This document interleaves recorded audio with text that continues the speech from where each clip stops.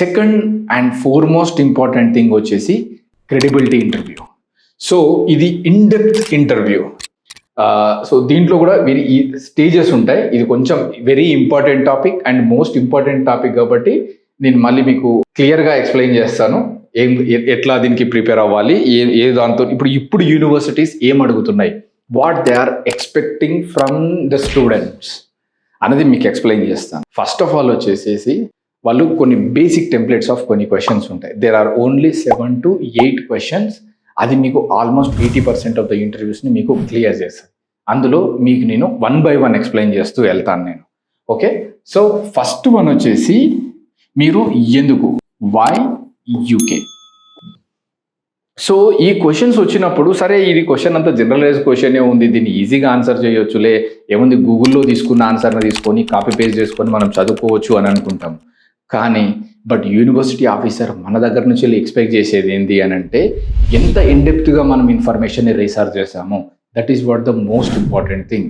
Don't copy paste it from the Google. Use the different mechanisms to get your research done. మీరు ప్రీవియస్గా ఉన్న మీ సీనియర్స్ని కలవండి, గూగుల్ని use చేసుకోండి, ఆన్లైన్స్ని మీ సీనియర్స్ని refer చేసుకోండి. ఇట్లా అన్ని సోర్సెస్ నుంచి మీరు ఇన్ఫర్మేషన్ని గ్యాదర్ చేయండి.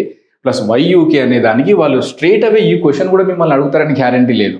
సో ఈ రకంగా కూడా అడగొచ్చు, what motivated you to choose UK over the other countries. ఈ క్వశ్చన్స్ కూడా అడగొచ్చు. ఇట్లా డిఫరెంట్గా మిమ్మల్ని క్వశ్చన్ చేసినా కూడా ఆన్సర్ మాత్రం ఒకటే అయి ఉంటుంది. సో ఇందులో మీరు ఏ విధంగా మీ ఆన్సర్ని ఫ్రేమ్ చేయాలి అని అంటే first one, how it is differ from other countries. ఎలా మీకు వీటన్నిటితోనూ పోల్చుకుంటేనంటే మీకు ఈ కంట్రీ అనేది డిఫరెన్స్ అనేది మనకు చెప్పగలగాలి.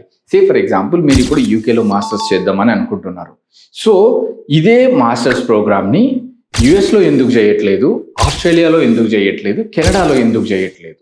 సో మీరు ఒక ఇంటర్నేషనల్ స్టూడెంట్గా మీకు ఏ కంట్రీ అయినా సేమే. Why you have selected only UK? You need to highlight the things which the UK has. UK కంటూ కొన్ని హైలైట్స్ ఉంటాయి. సో హౌ యూకే ఎడ్యుకేషన్ని యూనిక్గా నిలబెట్టేది ఏంటి?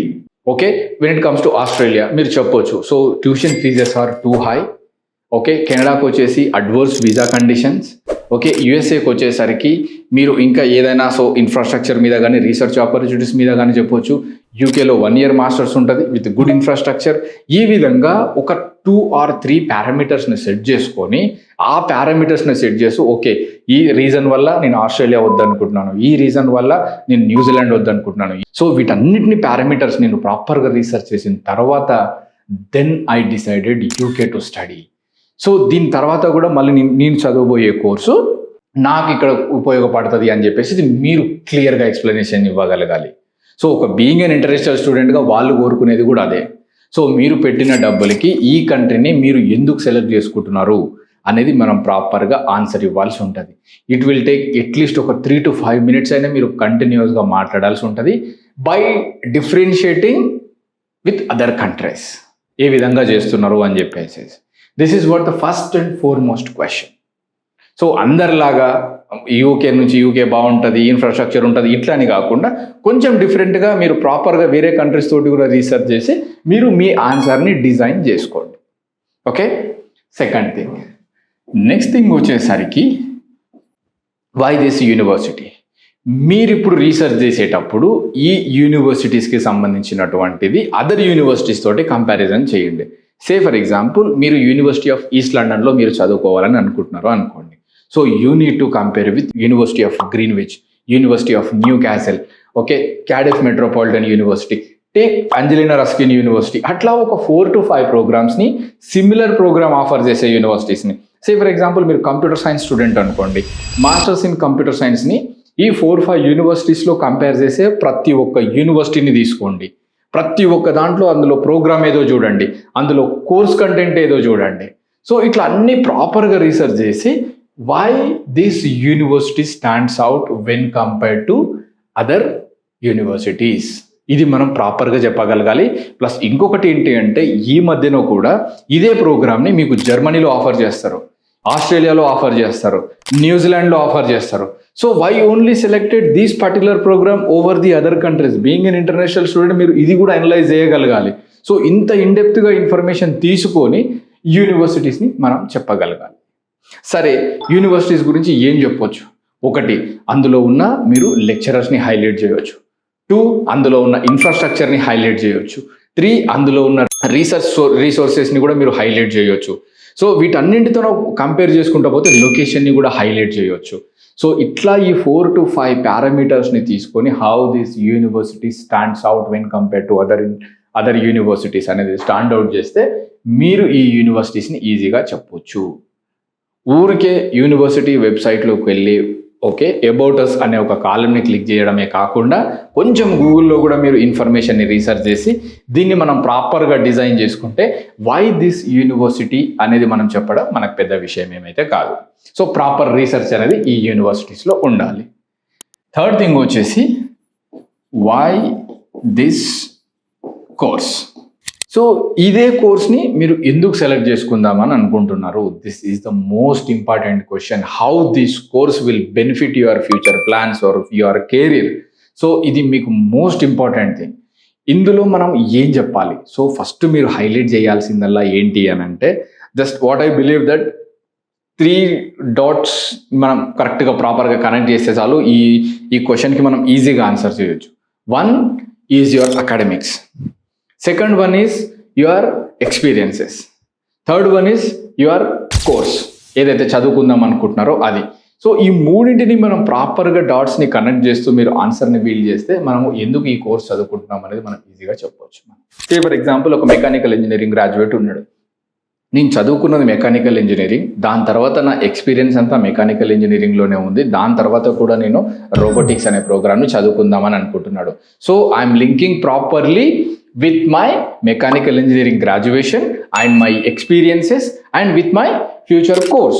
ఈ మూడింటిని ప్రాపర్గా కనెక్ట్ చేసి నేను ఇది అవుదాం అనుకుంటున్నాను, దాని ద్వారా నేను ఈ కోర్సు చేస్తాను, దాని ద్వారా నాకు నీ కోర్సు తీసుకుంటున్నాను అని చెప్పేసి ప్రాపర్గా జస్టిఫైబుల్గా ఆన్సర్ని డిజైన్ చేయడమే మన పని. ఇంకొకటి కోర్సులో మనం చేసుకోవాల్సింది ఇంకో 2 ముఖ్యమైన విషయం ఏంటి అని అంటే కోర్సు కంటెంట్. ఎప్పుడైనా సరే కంపారిజన్ లేనిది మన కోర్స్ అనేది ఎలివేట్ అవ్వదు. Whenever you are selecting a course మీరు ఖచ్చితంగా చూడాల్సిన విషయం ఏంటి అని అంటే ఇంతకుముందు చెప్పినట్టు వేరే యూనివర్సిటీస్ని కంపేర్ చేస్తూ అందులో ఏం కోర్సు కంటెంట్ ఉన్నాయి. ఒక 4 to 5 యూనివర్సిటీస్ మీరు కోర్సు కంటెంట్స్లోకి వెళ్ళి అందులో వాళ్ళు అసలు ఏం సబ్జెక్టులు చెప్తున్నారు, ఏ దాంట్లో సెమిస్టర్ 1లో ఏంటి, 2లో ఏంటి, 3లో ఏంటి, 4లో ఏంటి, నేను చదువుకునే దాంట్లో సెమిస్టర్ 1 ఏంటి, 2 ఏంటి, 3 ఏంటి, 4 ఏంటి. సో ఇవి మీరు ప్రాపర్గా డిజైన్ చేసుకొని మీరు ఈ కోర్సులో వై దిస్ కోర్స్ అనే దాంట్లో మీరు మెన్షన్ చేయండి.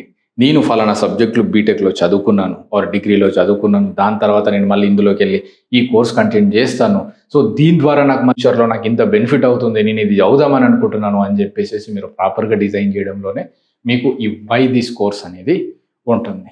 This is the most important question that you need to justify it.